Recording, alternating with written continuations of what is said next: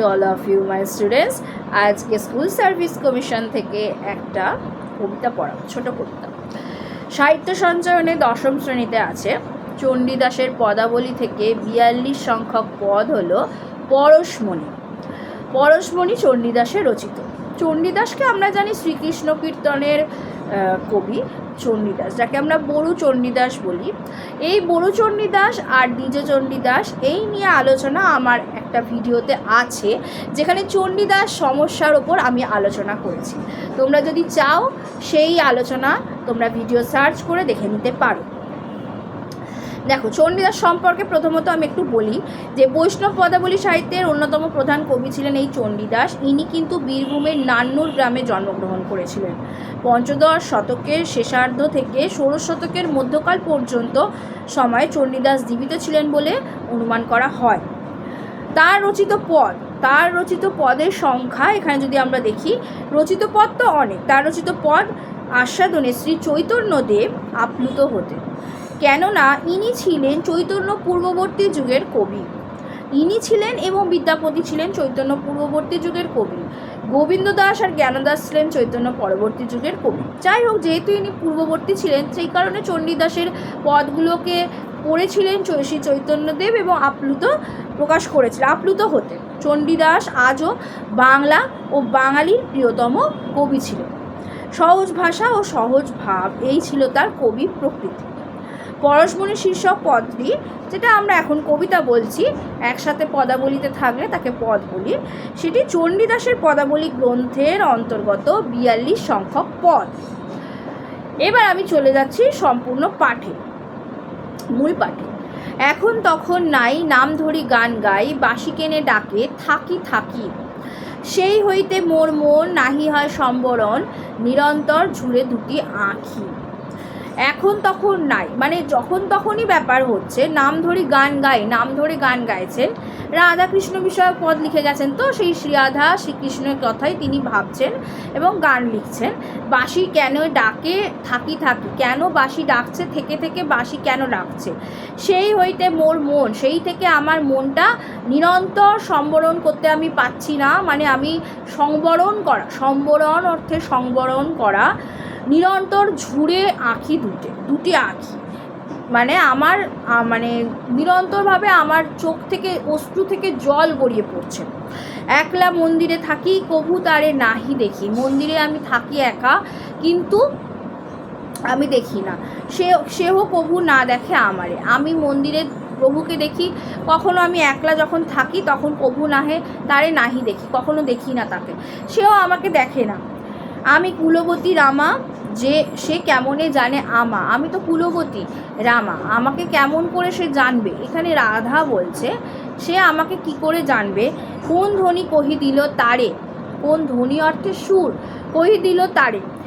না দেখিয়া ছিনু ভালো, দেখিয়া অকাজ হলো, না দেখিলে প্রাণ কেন কাঁদে। দেখিয়ে যখন ছিলাম ভালো, যতক্ষণ না দেখেছিলাম, এখন না দেখে তো মনটা কেমন হচ্ছে, সুতরাং না দেখিলে প্রাণ কাঁদছে।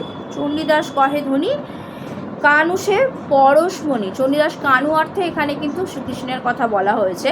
সে পরশমণি ঠেকে গেলাম মোহনিয়া ফাঁদে। চণ্ডীদাস এখানে কিন্তু ভনিতায় বলছেন। চণ্ডীদাস কহে ধ্বনি কানু সে পরশমণি, এখানে কে পরশমণি হয়ে উঠেছে? কানু অর্থে কানাই, এখানে কিন্তু কানু বলতে হবে।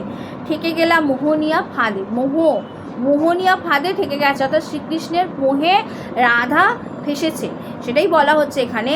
যে এখন তখন নাই, নাম ধরি গান গাই, বাঁশি কেনে ডাকে থাকি থাকি। বাঁশি কৃষ্ণ মানে বাঁশি ডাকছে, বাঁশির সুরে সে তো মানে রাধা তো অভিসার পর্যায়ের পদগুলোতে আমরা দেখেছি যে রাধা যাচ্ছে কৃষ্ণের কাছে তার বাঁশির শব্দে, বাঁশির সুর শুনতে পেয়ে, তো বাঁশি থেকে থেকে ডাকছে। সেই হইতে মোর মন, সেই থেকে তার মনটা কিন্তু চঞ্চল হয়ে উঠেছে, সংবরণ করা যাচ্ছে না, নিরন্তর চোখ থেকে বা অশ্রু থেকে জল ঝরে পড়ছে। একলা মন্দিরে, মন্দির অর্থে এখানে গৃহের কথা বলা হয়েছে।